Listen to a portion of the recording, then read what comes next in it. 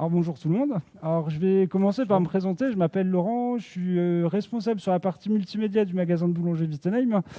Et aujourd'hui, je suis accompagné d'un autre Laurent, mais qui lui fait un métier totalement différent du mien. C'est qu'il se rend directement chez vous ou chez nos clients en fait pour accompagner et former en fait justement sur les tablettes, sur les PC, sur les télés. Donc moi, je m'occupe plus de la partie vente, commerce, et Laurent s'occupe plus de la partie formation. Donc c'est peut-être une personne que vous aurez un jour la chance de pouvoir avoir chez vous, à vos côtés, pour vous expliquer tout ce fonctionnement en fait, d'une tablette, d'un ordi ou d'une télé. Voilà pour la présentation. Donc je voulais simplement en fait vous présenter notre magasin, déjà, pour commencer. Si vous êtes déjà venu, je ne sais pas, mais en tout cas, aujourd'hui, on est plus de 159 magasins en France, qu'on est assez bien répartis, en fait, dans toute la France, comme vous pouvez le voir. Alors, Boulanger, c'est quoi? Ça a démarré en 1954 à Lille, dans une petite boutique en plein centre, où on vendait de l'électroménager principalement. Après, le groupe s'est étendu, et aujourd'hui, on a autant de magasins en France à proposer des tablettes, des ordis, de l'électroménager. Mais ce n'est pas le but, en fait, de l'explication de la tablette. Voilà. Notre métier, c'est quoi? C'est justement rendre service à nos clients, vous satisfaire au quotidien et mettre tout en œuvre justement pour que vous soyez super heureux en fait, de venir chez nous. Alors, l'usage de la tablette, c'est quoi? Je voulais juste vous présenter encore une petite vidéo avant de démarrer. Hop.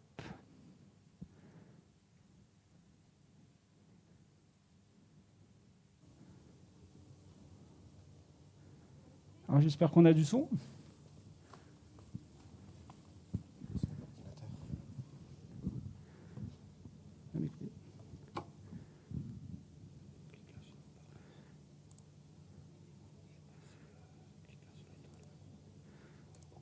L'ordinateur, c'est que c'est ultra transportable, on peut la déplacer partout.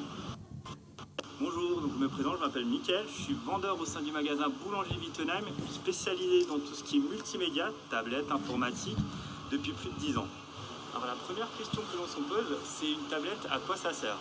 Donc une tablette, en fait, l'avantage que ça a par rapport à un ordinateur, c'est que c'est ultra transportable, on peut la déplacer partout. Il y a en règle générale une bonne autonomie et avec, on peut consulter très rapidement les actualités.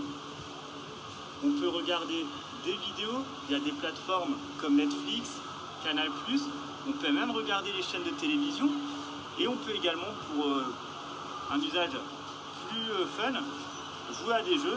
Donc c'est tout à fait possible. Donc tout ça à portée de main et avec une rapidité qui est nettement plus intéressante que sur un PC. Alors sur le marché des tablettes, nous avons deux acteurs majeurs en termes de système d'exploitation. Le premier, c'est Android et le second, c'est Apple que nous allons voir tout de suite, vous pouvez me suivre.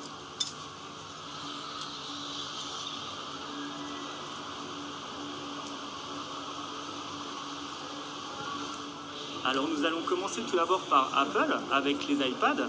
Donc c'est des tablettes qui sont ultra performantes. Ouais, un petit souci technique.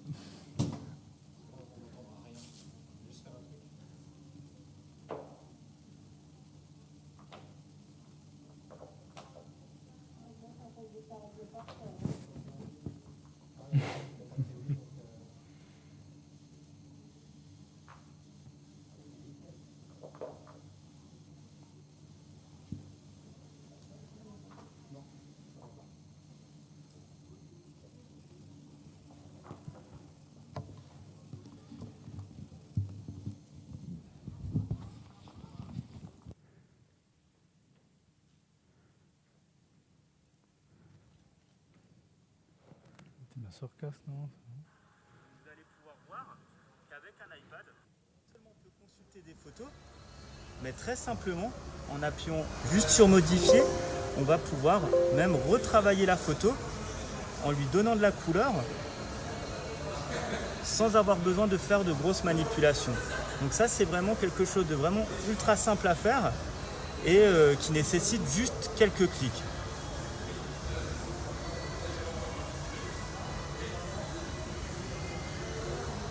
Voilà, on peut vraiment faire des choses vraiment sympas. Donc ça, c'est une des choses que l'on peut faire avec un iPad et c'est pour cela que c'est l'une des marques les plus présentes sur le marché. pour l'autre grand acteur de la tablette, on passera sur Android. Donc Android, c'est un système qui équipe les tablettes de la marque de Samsung, de Lenovo, de Huawei et encore plein d'autres marques.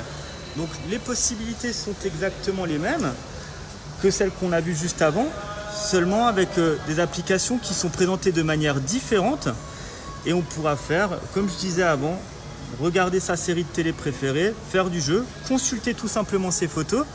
Et là, au niveau du budget, sur des tablettes qui sont vraiment de bonne qualité, on va tabler sur un budget qui peut aller de 200 € jusqu'à 500, 600 € pour les personnes qui aimeraient avoir une meilleure qualité d'image, une meilleure rapidité. Donc on va vraiment dans des zones qui peuvent aller du simple au triple au niveau du tarif. Avec une tablette, il faut aussi penser à des accessoires qui peuvent être vraiment très utiles pour l'utilisation de tous les jours.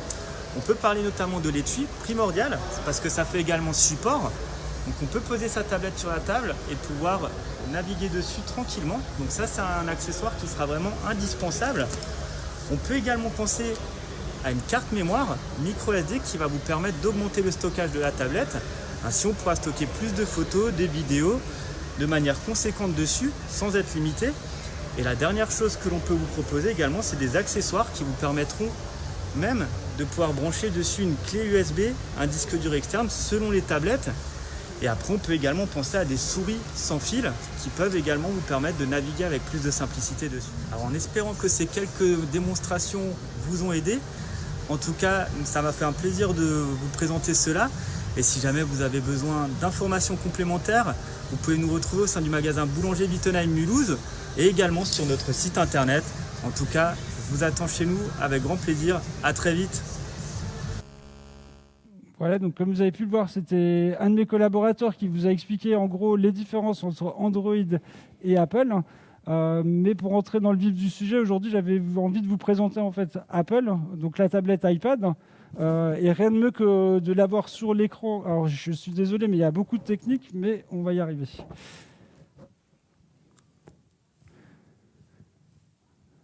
J'espère que ça va passer.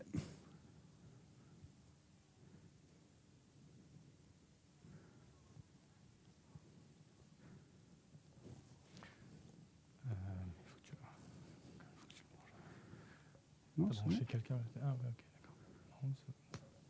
Bon, bah, c'est pas grave, c'est les aléas du technique, donc je vais me rapprocher de vous, c'est pas grave.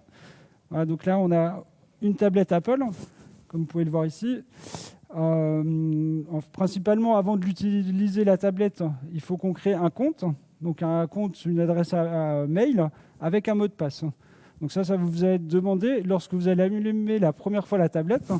Et une fois qu'on a effectivement créé une adresse mail, ensuite vous allez avoir en fait ceci qui va s'afficher. Donc pour pouvoir utiliser en fait, comme on dit en fait ces applications, en fait on passe par ce qu'on appelle Apple Store. Alors c'est dommage parce qu'on n'a pas le visu. Donc Apple Store en fait c'est quoi? C'est une grosse bibliothèque où vous allez pouvoir télécharger en fait n'importe quelle application. Je veux une application GPS, je veux une application pour faire de la cuisine, je veux un logiciel en fait, je sais pas, pour apprendre en fait à lire, enfin pas apprendre à lire, mais lire en fait un bouquin. Tout passe par Apple, donc tout passe par Apple Store. Donc c'est la plateforme qui va vous permettre justement de pouvoir utiliser votre logiciel après. Et ensuite, après, comme dit, toutes ces applications que vous pouvez télécharger, c'est ce que vous retrouvez là. Donc ça va s'installer en fait tout simplement ici. Je ne sais pas si vous le voyez. Oui. Ah, ça peut être la même, oui. Donc ça peut être la même avec le même mot de passe du coup. Le même mot de passe? Oui, exactement. Ok. Et après, comme dit, vous pouvez télécharger l'application du magasin, l'application Facebook, WhatsApp, enfin toutes les applications que vous avez peut-être déjà entendues, pour garder du lien en fait avec d'autres personnes de votre entourage. Qu'est-ce qu'on peut faire encore? Après, d'origine, on peut activer en fait les photos. Donc c'est tout simplement marqué juste là, photo. On peut en fait ouvrir sa boîte mail. C'est assez simple à prendre en main. Alors, je ne sais pas si tout le monde a déjà utilisé une tablette ici ou un téléphone.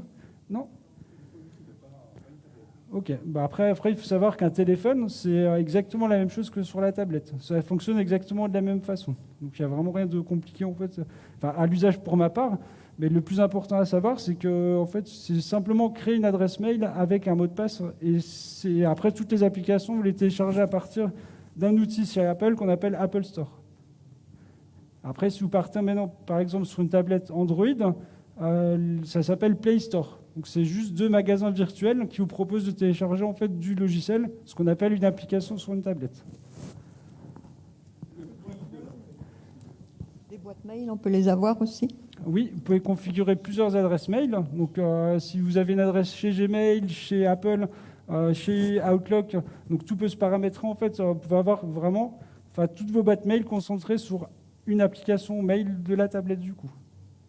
Et est-ce que ça peut faire relais entre un PC et une enceinte audio pour écouter de la musique, par exemple? Alors, sur la tablette, effectivement, on peut associer des périphériques, comme des enceintes Bluetooth, donc les enceintes sans fil, et on peut, au lieu de diffuser le son sur la tablette, ça peut se diffuser sur l'enceinte. C'était la question que vous m'avez posée.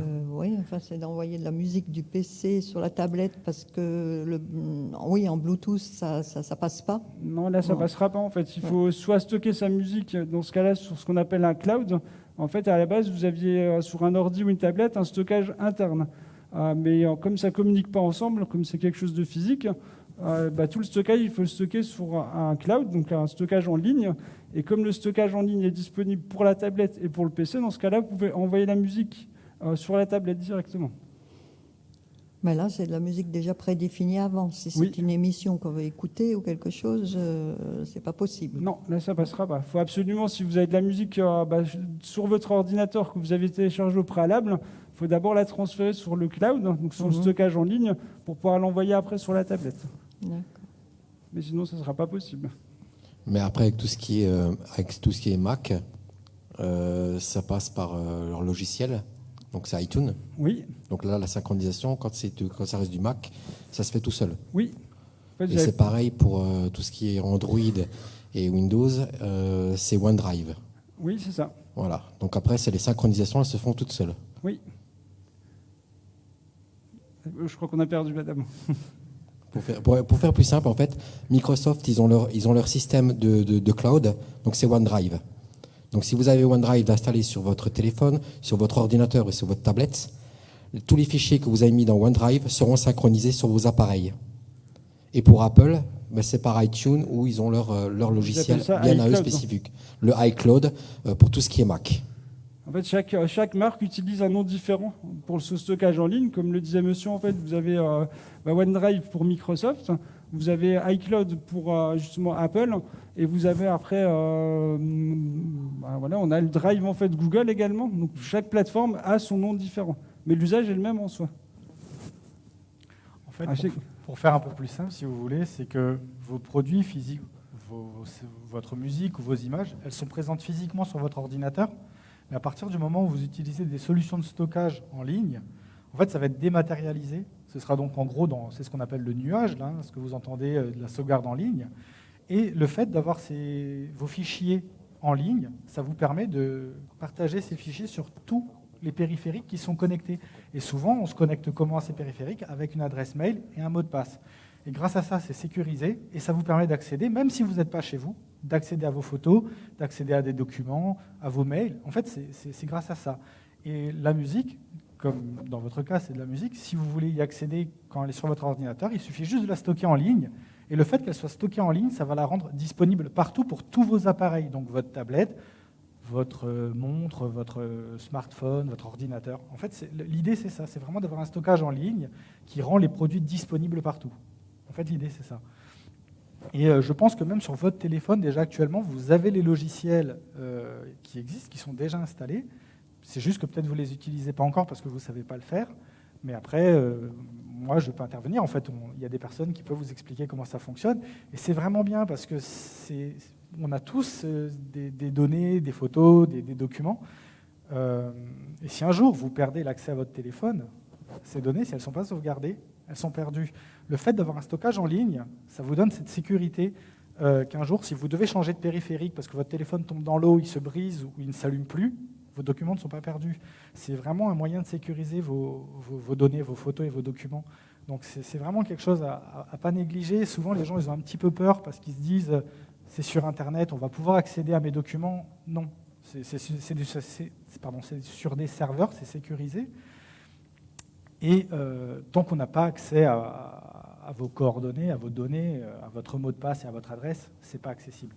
C'est comme quand vous vous connectez sur votre banque. Je ne sais pas si vous vous connectez à votre banque, mais c'est pareil en fait. C'est sur des serveurs, c'est sécurisé, donc c'est vraiment propre qu'à vous. Mais ça vous permet vraiment de sauvegarder, d'ailleurs de manière automatique, vous n'avez pas besoin de le faire. Dès que vous prenez une photo, automatiquement ça va se synchroniser sur Internet et du coup, vous n'avez plus ce risque de perdre des données. Donc le cloud, ça sert à ça en fait. Voilà. Entre autres. Pas qu'à ça, mais ça sert à ça. Merci. Est-ce que vous avez d'autres questions? Le prix de l'appareil. Alors ça, on est sur un produit qui démarre à 389 €. Donc pour un iPad Air avec une capacité de stockage en 64 Go. Après, vous avez plusieurs stockages, 64, 128, 256. Et là, on démarre avec un produit à 389 €.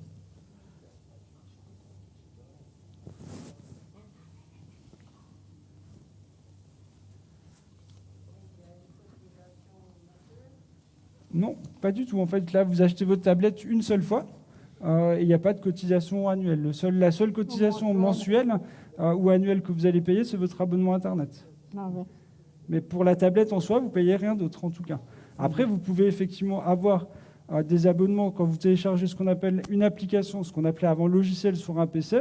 Il y a certaines applications qui sont dites gratuites, où celles-ci, vous ne payerez rien, ou soit d'autres qui seront payantes. Donc soit payantes la première fois que vous allez l'acheter, ou soit tous les mois, vous allez payer. Mais ça, après, c'est bien précisé quand vous allez télécharger l'application sur la tablette. Il vous précisera application gratuite ou ils vous donneront le prix de l'application en soi.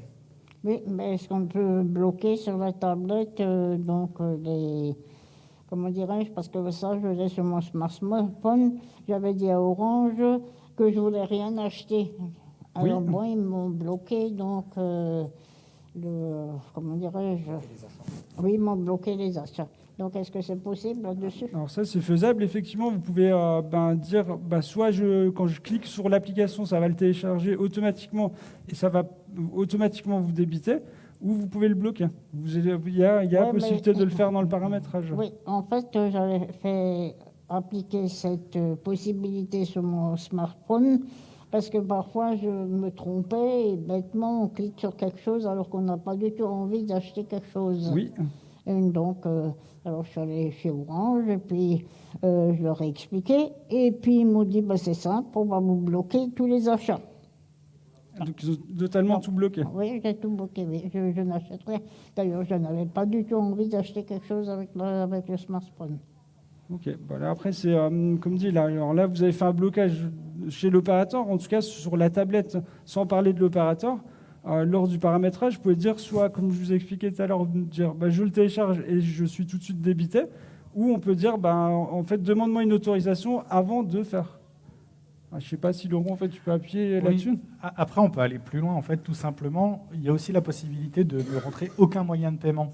Et s'il n'y a pas de moyen de paiement enregistré sur votre compte, enfin sur la tablette, on ne peut pas régler d'achat. Là, effectivement, il y a une possibilité sur les smartphones de payer avec une facture via sa facturation téléphonique. C'est plutôt rare, mais c'est possible. Mais sur une tablette, si vous n'avez pas rentré vos coordonnées bancaires, il n'y a aucun moyen de vous débiter. Si vous utilisez une application, vous ne savez pas, vous cliquez sur quelque chose, vous faites une mauvaise manipulation, c'est une application qui est payante. L'application va vous demander votre numéro de carte bancaire. Si vous n'avez pas de numéro de carte bancaire d'enregistré, vous ne pouvez pas être débité, donc vous ne pourrez pas utiliser le produit. Voilà. Donc sur tablette, j'ai envie de vous dire, tant qu'il n'y a pas de moyen de paiement enregistré, globalement, vous êtes à l'abri, il n'y a pas de risque en fait. Oui. Si on a une tablette, disons, trop petite en capacité, pour l'augmenter, comment qu'on fait? Alors sur Apple, malheureusement, vous ne pouvez pas le faire. Il n'y a rien qui permet justement le... Parce que votre collègue, il a montré avec une carte. Alors ça, il parlait justement en fait, des tablettes Android. Donc sur les tablettes Android, vous avez une capacité d'origine et un petit emplacement pour insérer une carte mémoire. Donc cette carte mémoire, elle permet de stocker toutes ces photos, tous ces documents à l'extérieur du téléphone ou de la tablette. Mais par contre, ça, vous le trouvez que sur les produits Android et pas sur les produits Apple. Apple, eux, ils vous disent si votre capacité de stockage elle est pleine, vous êtes obligé de prendre un abonnement de stockage en ligne pour pouvoir stocker vos données à l'extérieur. Ça, c'est le seul petit point négatif que vous avez sur cette tablette-là. Pour les autres, il faut juste changer la carte. Voilà, c'est ça, c'est juste acheter une carte, l'insérer dedans et du coup demander à la tablette de sauvegarder ses photos ou ses documents directement sur la petite carte mémoire. Ok, merci. De rien. Pour cette extension en ligne. Alors après, Apple, oui. Alors Apple, il propose des abonnements à 99 centimes, à 2,99 €. Tout dépend après la capacité de stockage en fait, que vous demandez. Là actuellement, pour 200 gigas, vous avez payé à peu près 2,99 € par mois. D'accord, merci. De rien. Est-ce qu'il y a d'autres questions? Alors, la tablette, l'avantage qu'elle a, c'est qu'elle démarre beaucoup plus rapidement qu'un ordinateur. Oui. En quelques secondes, en appuyant sur le bouton de mise en marche. Ça, on s'en fout, on a le temps, on est retraité. Ah oui, c'est vrai. Après, on est toujours à peu près. Moi, on me dit toujours, en fait, en retraite, on n'a le temps de rien. C'est pas vrai. En fait, je disais, en fait, mes parents me disent souvent, moi, en retraite, j'ai le temps de rien faire. Oui, mais... En tout cas, voilà, l'avantage de la tablette, comme dit, c'est un démarrage beaucoup plus rapide qu'un ordinateur. Donc, au-delà de la rapidité, c'est surtout en fait d'avoir des logiciels dits gratuits, donc ce qu'on appelle une application, ce qui est souvent payant en fait sur un ordinateur. C'est aussi le côté intuitif. Un ordinateur, il y a un menu qu'on appelle démarrer, tous les programmes, il y a des choses à installer, on ne sait pas où les chercher. Alors que sur une tablette, vous avez un endroit où les chercher, c'est sur Apple Store ou Play Store, donc sur les deux magasins virtuels. Donc c'est le côté intuitif, prise en main, démarrage rapide, de l'autonomie, parce qu'une tablette comme ça, elle tient facilement en fait 2-3 jours sans la charger. Alors après ça dépend lesquels, mais ça dépend de l'usage aussi. Mais un ordinateur, en général, voilà, certains ordi, au bout de quelques heures d'usage, il s'éteint. Là, vous avez une belle autonomie, c'est transportable, donc vous pouvez le transporter très facilement, mais c'est surtout le côté simplicité par rapport à un ordinateur. Oui, après ça dépend de l'usage, comme je disais, en moyenne. Après, pour compléter ce que disait mon collègue, en fait, c'est vrai, je suis assez d'accord avec lui. Moi, souvent, quand j'interviens chez des clients pour de la télévision, ce genre de choses, on me demande ensuite est-ce qu'il vaut mieux aller sur une tablette ou sur un ordinateur. Et effectivement, si on n'est pas à l'aise avec l'outil informatique, je trouve vraiment que l'utilisation de la tablette est quand même plus intuitive et beaucoup plus simple. C'est-à-dire qu'une fois qu'on vous a montré un peu les bases, il n'y a pas de mise... Tout se fait de manière plus transparente, je dirais. Et la tablette vous demandera moins de choses. C'est-à-dire qu'une fois que vous savez aller sur Internet, récupérer vos mails, utiliser les quelques applications et télécharger des applications, j'ai envie de vous dire, vous couvrez 80% de vos besoins finalement. Alors que sur un ordinateur, si par exemple vous voulez faire une visio pour appeler vos enfants qui sont à l'étranger, parce que là en plus avec la pandémie, c'était pas évident, si le logiciel n'est pas installé, parce qu'ils n'utilisent pas le même logiciel que vous, et que c'est un logiciel par exemple comme WhatsApp, je ne sais pas si vous le connaissez, mais qui va... Pas de machin, pas de truc moucheton. Alors, par exemple, Facebook, c'est vrai que... Je vois pas l'avantage. Effectivement, Facebook, c'est plus pour partager un petit peu son quotidien, mais par exemple, les applications comme WhatsApp, c'est une application vraiment de messagerie vocale. Et je ne sais pas si vous avez des enfants et s'ils sont dans la région, mais non, pour toutes les personnes... Voilà. Effectivement, maintenant, si vous là, pendant plus d'1 an, on n'a pas pu voir nos proches. Et moi, j'ai beaucoup travaillé en EHPAD avec des gens qui ne pouvaient plus rentrer voir leurs parents en EHPAD, et c'était dur. Et grâce à des appareils comme les tablettes, ça permettait de faire des visioconférences et du coup, à distance, de pouvoir parler à ses parents, de parler à ses proches. Il y a le téléphone, il y a le courrier, la joie d'écrire une lettre, c'est quand même... Ça n'empêche pas, vous pouvez toujours le faire. Mais là, l'avantage, c'est qu'en plus, vous avez la vidéo et vous pouvez voir. En fait. Je veux dire, ça permet de capturer des moments. Après, bien sûr, je peux comprendre que ce n'est pas une obligation, c'est vraiment un plus du produit. C'est vraiment... voilà, c'est un plus, je dirais que c'est un plus. Après, effectivement, on n'est pas obligé d'utiliser ce genre d'application. On peut juste utiliser une tablette, par exemple, pour faire des mots fléchés, si on n'a pas envie d'acheter des mots fléchés, ou pour faire, je ne sais pas, consulter ses mails, consulter ses comptes en banque. On peut faire vraiment plein de choses avec. Après, effectivement, il faut en avoir le besoin. Mais je trouve que la tablette, maintenant, si vraiment vous me demandez, l'usage de la tablette, pour moi, c'est vraiment quelque chose de plus simple à appréhender. Il y a moins de touches, il y a moins de menus. Je trouve que, globalement, on s'accommode plus vite à utiliser une tablette. Voilà. Monsieur qui avait une question, là. Est-ce qu'on a des risques d'attraper des virus?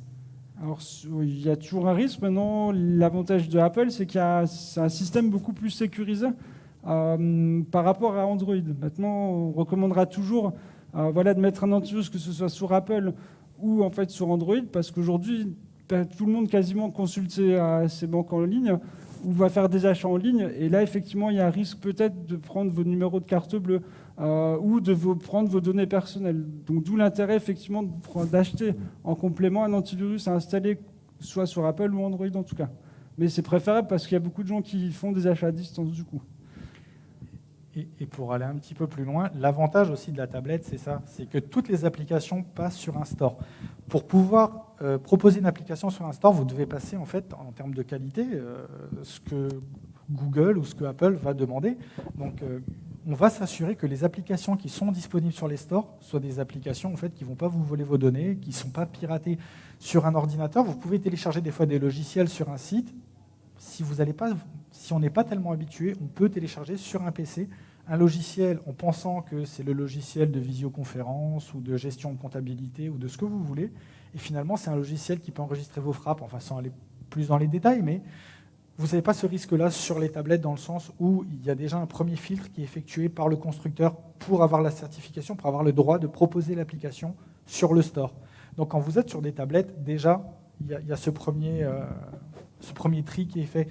Après, effectivement, comme disait mon collègue, il vaut mieux prendre un antivirus toujours parce que il y a le risque, on va dire, que vous pouvez attraper autre chose, soit par vos mails ou d'une autre manière que là, le constructeur ne peut pas lui filtrer. Mais en tout cas, par les applications, il y a déjà un premier tri qui est fait et qui évite ce genre de choses.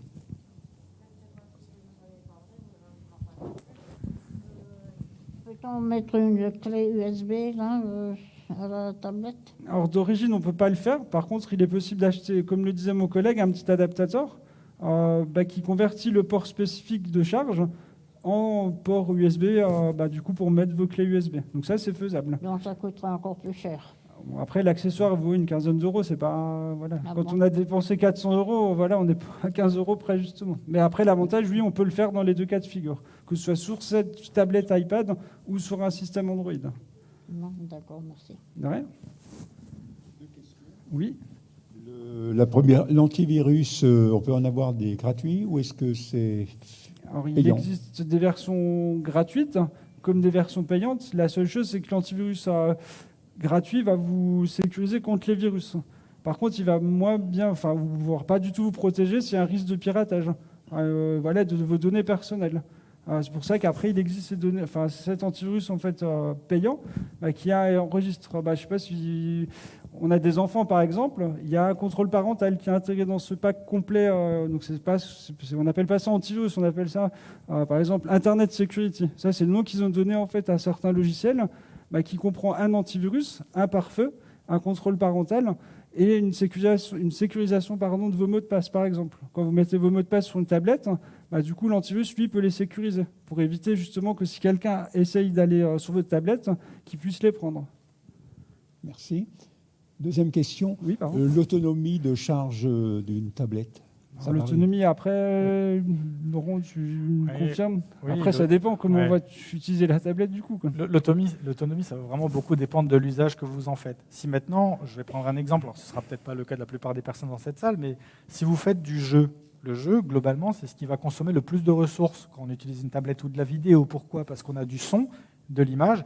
Plus l'écran va être lumineux, plus ça va consommer de la batterie. Donc il y a tellement de paramètres qui rentrent en compte dans l'utilisation, dans l'autonomie, que c'est difficile en fait de donner comme ça une autonomie, de vous dire que votre tablette va tenir 6 heures. Maintenant, si vous faites des petites sessions d'une vingtaine de minutes, vous regardez vos mails, vous allez un petit peu sur Internet, vous regardez les résultats du sport, ce genre de choses, votre tablette, elle peut tenir 2 jours en fait. Mais ça va vraiment dépendre de l'autonomie. Moi, par exemple, ma tablette, je la charge tous les jours parce que je fais des grosses sessions, je regarde des films, je regarde des séries, je regarde des documentaires, je fais beaucoup de choses sur ma tablette. Donc effectivement, là, je dois la charger régulièrement. Maintenant, pour la plupart des gens, globalement, une tablette, ça tient facilement, selon les modèles, un iPad par exemple, ça tient facilement 2 jours. Sans avoir besoin d'être constamment branché. Finalement, on peut le laisser brancher sur le secteur aussi. On peut aussi, mais ce n'est pas vraiment conseillé. Les batteries aujourd'hui, même si elles sont récentes et qu'elles sont capables de tenir ce genre, la charge, c'est toujours conseillé de laisser la batterie faire des charges, en fait des cycles. Un cycle, c'est une charge et une décharge complète. Ça permet d'avoir une batterie qui aura une meilleure tenue dans le temps. C'est-à-dire que si vous laissez votre batterie branchée en permanence, elle ne va jamais se vider, ça peut même chauffer. Alors aujourd'hui, il y a des sécurités, les chargeurs aujourd'hui sont intelligents, c'est-à-dire qu'ils sont capables de comprendre que la batterie est pleine et d'arrêter d'envoyer de l'électricité. Ce n'est pas tous les produits qui le font, mais aujourd'hui, sur des produits plutôt haut de gamme, on est sur des produits comme ça, et ça évite justement d'abîmer la batterie. Mais ce n'est pas conseillé de le laisser brancher en permanence, parce que votre batterie, si elle aura une durée de vie de 3 ans ou de 4 ans, par exemple, si vous la laissez brancher en permanence, vous divisez ça par 2 ou par 3, en fait, c'est pas conseillé. Mais vous allez voir que de toute façon, c'est très intuitif. Vous avez plein d'indicateurs, c'est-à-dire que quand votre batterie va arriver à 20% ou 30% ou 10%, ça dépend comment c'est réglé, vous allez avoir une petite alerte qui va vous dire, attention, il vous reste 20% de batterie, branchez-la pour la charger. En fait, je veux dire, c'est ce que je disais tout à l'heure avec les batteries, avec les tablettes, c'est très intuitif. S'il y a une action à faire, vous allez avoir un petit message qui va vous dire, attention, il va vous alerter sur ça, ça, ça. Et pour l'utilisation de la batterie, généralement, c'est le cas. Vous avez un petit message qui vous dit, il ne vous reste plus beaucoup de batterie, branchez-le. Le conseil que vous donnez pour la tablette, est-ce que c'est aussi valable pour un ordi portatif? Tout à fait. Ah oui, parce que moi, jusqu'à présent, je laisse toujours brancher à fond. Alors, je ne sais pas, ça fait combien de temps que vous avez votre ordinateur? 8 ans. 8 ans. Si vous pouvez faire l'essai, vous le débranchez et regardez combien de temps votre batterie elle va tenir. Et je pense qu'aujourd'hui, si vous l'avez laissé brancher en permanence, l'autonomie de votre batterie, elle est très faible. Moi, j'ai un PC chez moi portable que je laisse brancher en permanence. Quand je le débranche, il s'éteint tout de suite. Parce que la batterie ne tient plus du tout la charge, en fait. J'ai pas ce problème avec le mien. Ouais, le mien, ça fait 7 ans que je l'ai branché en permanence. Si je débranche le chargeur, il me tient 2h30. Après, ça dépend aussi du type de batterie. Il y a des batteries au lithium et les anciennes batteries, en fait, qui ont un effet de mémoire. Ouais. Si on ne laisse pas la batterie faire des cycles complets, justement, la batterie perd en capacité. C'est-à-dire que même si votre batterie, vous ne l'avez jamais vidée, en fait, quand elle se chargera jamais complètement à 100%. Ouais, c'est ça. Quand elle sera soi-disant à 100%, en fait, il n'y aura plus que 20% de charge effective et ça part très vite. Moi, c'est ce qui s'est passé sur mon PC. Et comme c'est un PC, on ne peut pas changer la batterie. Ouais. Moi, c'est pareil. Justement, c'est ça, c'est ce que j'ai remarqué. Les PC, on peut changer la batterie. Ces batteries, elles ont tendance à s'épuiser beaucoup plus vite. C'est ça. Tandis que maintenant, les ordinateurs de maintenant, c'est des batteries intégrées. Pour pouvoir la changer, il faut démonter l'ordi. Ouais. Donc cette batterie, elle tient plus longtemps. Mon PC, perso, il a déjà 7 ans. J'ai encore la batterie d'origine. Après, il faut voir le type de batterie. C'est vraiment ça, en fait. Mais c'est vrai que comme aujourd'hui, on ne peut plus démonter les batteries, c'est des batteries intelligentes, en fait. C'est les batteries justement qui coupent l'alimentation une fois qu'elle est à 100% ça. Et qui va recharger de temps en temps. Voilà. Juste ce qui manque, mais ça ne reste pas en charge en permanence. D'ailleurs, ça avait tendance à faire chauffer les produits. La batterie se met en action qu'au moment où on débranche l'ordinateur. C'est un peu le même système pour les ordinateurs et les tablettes maintenant. Oui. Dernière question. On peut charger sur la voiture? Oui. Pas de problème. Oui, il n'y a pas de problème. Tablette, du moment que vous avez le chargeur, il convertit le courant, donc il n'y a pas de souci. Voilà, c'est du 12 volts, c'est ça? Oui, c'est ça. D'accord, merci, c'est bon. Je voulais savoir si en période de solde, cette tablette est vendue moins cher. Là, comme ça, j'ai du mal à vous répondre, puisque aujourd'hui, on a un marché en fait, qui est assez bousculé. Et aujourd'hui, comme dit, une tablette qu'on vend aujourd'hui, peut-être que dans 6 mois, il y en aura une autre qui la remplace. En fait, le marché va trop vite. Hein. Après, oui, il y aura effectivement des soldes, mais pas sur tous les modèles. Ah bon. Et après, le marché est quand même assez convoitisé en ce moment. Après, je ne sais pas si vous avez suivi un peu l'actualité où ils disent qu'il y a des pénuries en fait, de pièces électroniques. Donc ça aussi, en fait, il y a une rupture qui s'est créée parce qu'il y a une très forte demande. Il y a un problème de matières premières dans le monde.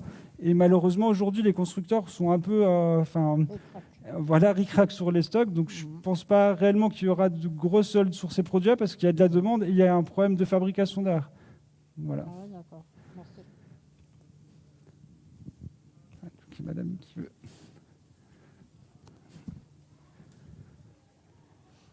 Oui, bonsoir. Moi, je voulais savoir quel est l'intérêt du Chromebook par rapport à la tablette. Parce que j'ai vu, c'est ce qui vient de sortir et... Quel est l'intérêt? Ou est-ce que ce sont 2 produits différents ou est-ce qu'ils se complètent? Voilà, c'est ma question. C'est une bonne question parce que Chromebook, c'est exactement la même chose que ce que vous pouvez retrouver sur une tablette Android, par exemple. Vous avez exactement, en fait, c'est le Play Store, c'est ce qui va vous permettre de télécharger des applications sur un Chromebook.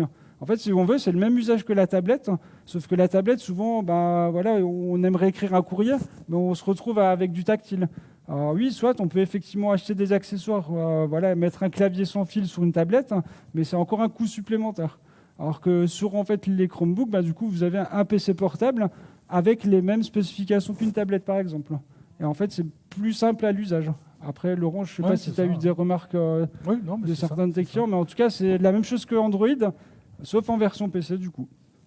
Avec le confort d'un clavier, d'un écran un peu plus grand, de haut-parleurs de meilleure qualité, ça dépend après vers quoi on va. Mais effectivement, c'est un ordinateur portable en fait qui fonctionne comme une tablette. Voilà. Globalement, c'est vraiment ça, comme ça qu'on peut résumer le Chromebook.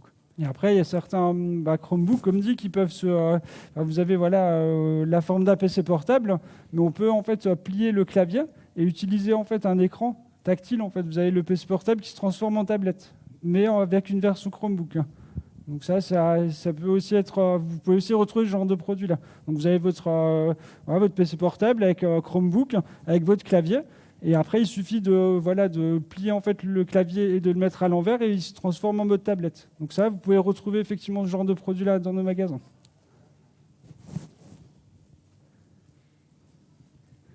Alors, une question de madame. Avant, je suis allée à la poste, au stand de la poste, qui présente aussi des tablettes, mais ardoises. Elles sont beaucoup moins chères que ce que vous proposez là. Ok, là je vais laisser répondre à Laurent. Je suis désolé de t'interpeller parce qu'il m'a fait la remarque tout à l'heure. Et moi, cette partie-là, en fait, je ne la maîtrise pas. Je préfère lui laisser effectivement la parole dessus. Alors, déjà, il faut voir, forcément, il y a un coût. Et effectivement, l'avantage d'une tablette, par exemple, surtout chez Apple, hein, qui a un prix d'entrée qui est quand même relativement élevé, c'est qu'un produit comme ça, vous allez le garder 4-5 ans parce que Apple propose des mises à jour pendant très longtemps. Donc c'est un produit vraiment qualitatif que vous allez garder sur un certain temps. Je crois que la tablette ardoise doit être à 189 € et j'ai aucun intérêt à aller dire que ardoise c'est pas bien. Hein. Je veux dire, voilà. On travaille, moi je suis formateur. Donc j'installe les PC chez les personnes, des ordinateurs, et ça m'arrive de travailler sur des produits de type ardoise, donc des PC Ordissimo, des PC un peu simplifiés. Et ce que je trouve dommage sur ce genre de produit, c'est qu'une fois que le client il a atteint une certaine autonomie, en fait, vous êtes bloqué par ce produit parce que quelque part, il va se dire, pour vous protéger, il va vous empêcher de faire ça, il va vous empêcher de faire ça. Si demain, vous voulez juste installer une imprimante, des fois, sur ce type de produit, c'est très compliqué.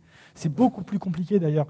Si vous voulez modifier des paramètres de votre boîte mail ou de ce genre de choses, parce que vous voulez supprimer des choses, ça devient tout de suite compliqué. Alors, effectivement, pour des personnes qui se disent, moi, vraiment, ma tablette, je vais faire que ça, et je ne ferai jamais rien d'autre, ça peut être une solution.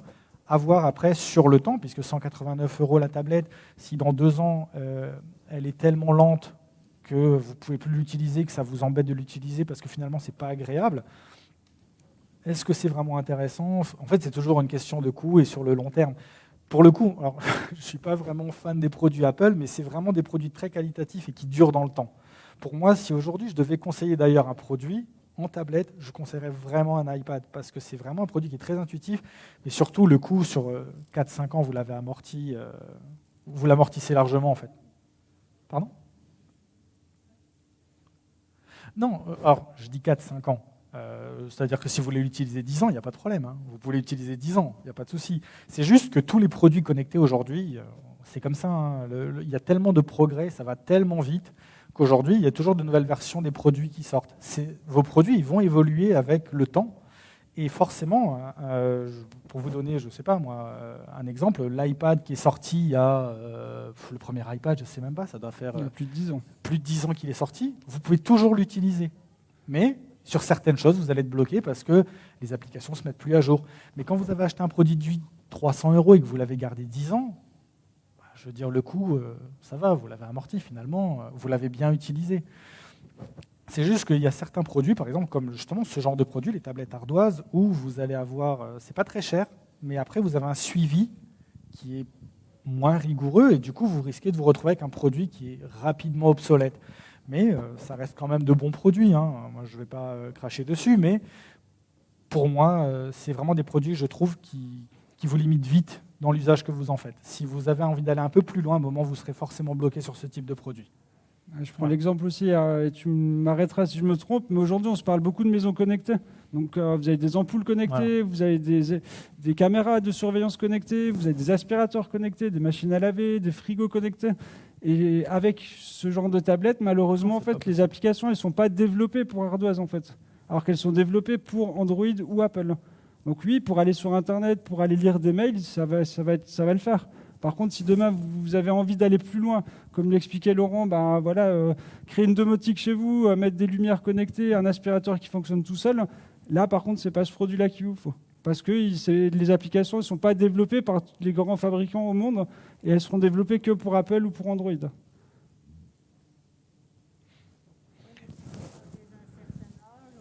Je dis comme on a un certain âge, on ne peut peut-être pas se lancer dans des trucs trop compliqués. Oui, après, comme j'ai dit, là, on vous donnait l'iPad à 389 €. Après, vous avez des produits chez Android qui démarrent à 200 € en fait et qui font très très bien l'affaire. Ou il y aura des applications qui seront beaucoup plus développées par rapport justement à la tablette que vous nous avez citée derrière. Après, c'est sûr, si vous voulez juste aller sur Internet, lire des mails ou lire des photos, c'est sûr qu'elle suffira. Mais comme l'expliquait Laurent, si vous voulez vraiment aller plus loin, à un moment, vous serez bloqué en fait.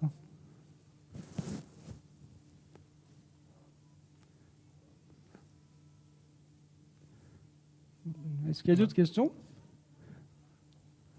Ok. Bon. Je terminerai juste sur, je vais me présenter. Donc moi je m'appelle Laurent, je suis technicien chez Boulanger à domicile. En fait, c'est un service que Boulanger propose quand vous achetez un produit connecté et que pour la première fois vous ne savez pas l'utiliser, vous ne savez pas faire la mise en route. J'interviens chez vous, je vous explique. Donc moi je fais la mise en route, on crée les comptes quand il faut créer des comptes. Je vous explique en fait comment utiliser votre tablette. Donc ça va être au choix, ça peut être un rendez-vous d'1 heure, 1h30, voire plus. Et moi, je vais faire donc toute cette mise en route. Je vais vous expliquer comment ça fonctionne. Généralement, je vais me mettre à votre niveau, justement, pour vous expliquer avec un langage accessible. Et je vais vous rassurer un maximum en sachant que quand la prestation est terminée, je laisse mes coordonnées. Si vous avez des questions, les clients peuvent me rappeler parce que j'estime que c'est comme ça que mon métier doit fonctionner. Pour moi, ça ne s'arrête pas. Quand je pars de chez vous, ça ne s'arrête pas, en fait. C'est-à-dire que je considère ça comme un accompagnement parce que quand on débute justement dans tout ce qui est produits connectés, souvent quand on ne s'y connaît pas, c'est un domaine qui est un petit peu effrayant parce que forcément, on entend plein de choses, les virus, les données, on a toujours un voisin ou des amis ou des gens qu'on connaît qui se sont fait pirater, qui ont perdu des données ou qui ont eu ce genre de déconvenus. Voilà, vous voyez, on n'est pas à l'abri. Et donc, effectivement, le but, c'est aussi un peu de démystifier tout ça et de rendre l'accès aux produits numériques en fait accessible parce que c'est quand même un outil formidable. Et on l'a bien vu, je reparle beaucoup de la pandémie, mais c'est vrai que pendant la pandémie, il y a beaucoup de personnes qui s'y sont mises et qui se sont rendues compte que finalement, ce n'était pas si compliqué que ça à utiliser. Quand on nous l'explique, bien sûr, parce que si moi, demain, vous me mettez devant une machine à bois et que vous me dites il faut faire une chaise, non, je ne vous fais pas de chaise. C'est pareil, chacun son métier. Et mon rôle, c'est justement ça, c'est d'apprendre et de rendre accessible l'accès à ces produits qui, aujourd'hui, qu'on le veuille ou non, on a de plus en plus de choses qui se font en ligne, que ce soit au niveau des démarches pour les impôts, tout ce qui est service du gouvernement. En fait, aujourd'hui, il y a beaucoup de choses qui se passent là-dessus. Et c'est de plus en plus le cas.